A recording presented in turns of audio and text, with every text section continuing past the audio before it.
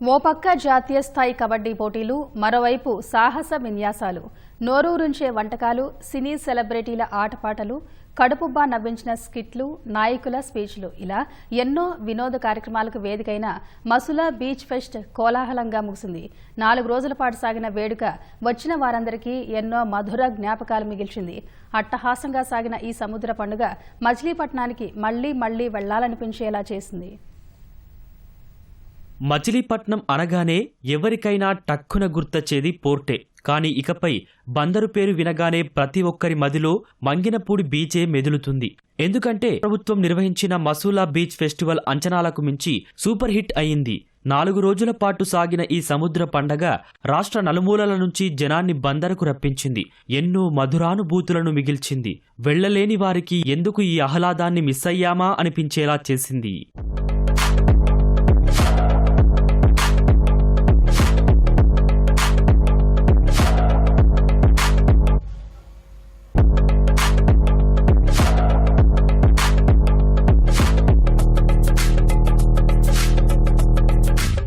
Masula beach pest లో మొదటి రోజు క్రీడా పోటీలు నిర్వహించారు. తర్వాత 3 రోజులు నృత్య ప్రదర్శనలు, డప్పు కళాకారుల విన్యాసాలు, సినీ గేయాల ఆలాపన, కడుపుబ్బా నవ్వించే జబర్దస్త్ స్కిట్లు, ఇలా బుల్లితెర, వెండితెర నటులు చేసిన హంగామా ప్రేక్షకులను కట్టిపడేశాయి. ఆపరేషన్ సింధూర్పై చేసిన ప్రదర్శన అందరినీ విశేషంగా ఆకట్టుకుంది. ఫెస్టు కోసం ఏర్పాటు చేసిన అమరావతి ముఖద్వారం, 100 అడుగుల ఎత్తుగల జాతీయ జెండా, జలజీవుల ఆకృతులు జనంతో సెల్ఫీలు తీసుకునేలా చేశాయి. ఫెస్టులో ఏర్పాటు చేసిన సాహస క్రీడలకు విశేష స్పందన లభించింది. విన్యాసాలు చేసేందుకు జనం క్యూ కట్టారు. ఎగసిపడే అలలపై బోటింగ్ చేస్తూ సంతోషంగా గడిపారు. Sea kayaking, beach kabaddi, volleyball పోటీలు చూసేందుకు జనం ఎగబడ్డారు. వీటితో పాటు జాయింట్ వీల్, కొలంబస్ లాంటి వాటిపైన బాగా ఆసక్తి చూపించారు. పలు రకాల బిర్యానీలు, చేపల వేపుళ్లు, రకరకాల స్వీట్లు తిని వాటి రుచికి మంత్రముగ్ధులయ్యారు. ఎంతో ప్రతిష్టాత్మకంగా నిర్వహించిన ఈ కార్యక్రమానికి ప్రజాప్రతినిధులు ముఖ్య అతిథులుగా వచ్చి జనంలో జోష్ నింపారు. మంత్రులు కందుల దుర్గేష్, నారాయణ, పార్థసారథి మొదటి 3 రోజుల్లో వచ్చి కార్యక్రమాలను తిలకించారు.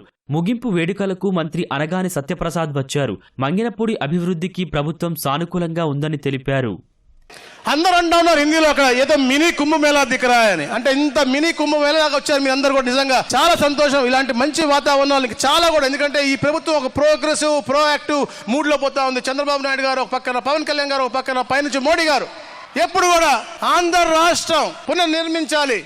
రాబోయే రోజుల్లో ప్రతి ఒక్క కుర్రాడికి ఉపాధి ఉండాలి, ఒక ఆహ్లాదకరమైన వాతావరణం ఉండాలి. ఆ క్యాబినెట్ లో కూడా ప్రతిసారి టూరిజం గురించి మాట్లాడుతూ ఉంటాం మేము. తప్పకుండా ఎలాంటి సినిమా ప్రీరిలీజ్ ఉన్నా వాళ్ళందరికీ కూడా ఇక్కడే జరిగే విధంగా ప్రత్యేక ఎలాగైతే టూరిజం పాలసీ ఇచ్చామో దానికి కూడా ఇలాంటి ప్రాంతాల్లో చేసి తీరుతాం. రాబోయే రోజుల్లో అద్భుతమైనటువంటి ప్రతి తీర ప్రాంతాన్ని కూడా అభివృద్ధి చేసే దిశగా ఈ ప్రభుత్వం ముందుకెళ్తుంది. బందరికి ఏమి చేయొచ్చు అని ఆలోచన చేసినప్పుడు మనకున్నటువంటి అవకాశాలు టూరిజం. ఎందుకంటే ఇవాళ ప్రపంచంలో కొన్ని దేశాలు టూరిజం మీద బతుకుతా ఉన్నాయి. గౌరవ ముఖ్యమంత్రి గారి ఆలోచన 15% పర్ క్యాపిటల్ ఇన్కమ్, మనం 15% జీడిపి పెంచాలనేది ముఖ్యమంత్రి గారి ఆలోచన. మరి అలాంటివి నేను ఆ రోజున మేము పోర్టు గురించి ఆ రోజు కొన్ని కార్యక్రమాలు చేసి అడ్డాలం పడినా వర్క్ స్టార్ట్ చేసాం. తర్వాత వచ్చినటువంటి ప్రభుత్వం ఆపేసింది. తిరిగి మళ్ళీ ఇప్పుడు దాని పనులు జరుగుతున్నాయి వేగవంతంగా.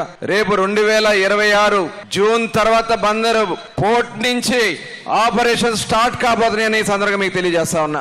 బందరు ప్రజలు ఇచ్చారు నాకు పునర్జన్మ, ఎన్నికల్లో చూపించారు. గెలుపు అంటే ఎలా ఉంటుందో అత్యధిక ఓట్ల మెజార్టీతో గెలిపించి చరిత్ర సృష్టించారు. నా రుణం నేను తీర్చుకోవాలి. నా రుణం తీర్చుకోవాల్సిన బాధ్యత నాకుంది. నా చివరి రక్తపు పట్టు వరకు బందరు పట్ల అభివృద్ధి కోసం నేను 6 నిమిషాలు కష్టపడతానని తెలియజేస్తా ఉన్నా.